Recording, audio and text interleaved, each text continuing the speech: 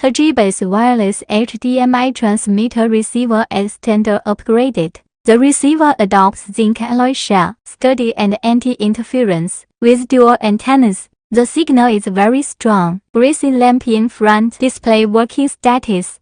There are HDMI, VGA and audio ports on the back. Cleaner wiring, with cooling groove and anti-slip pad at the bottom. Large button is designed for the transmitter, easy to operate, with cooling groove at the bottom.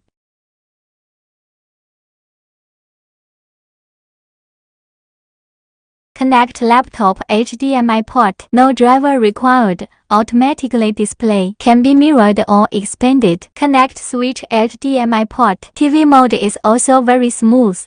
If your laptop does not have an HDMI interface, can be transferred using a USB-C to HDMI converter. Multiple devices one-click switch can support 8 transmitters for simultaneous use. No interference.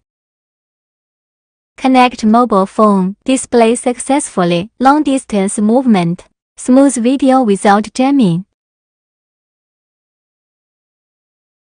The test shows that the latency is about 50 milliseconds.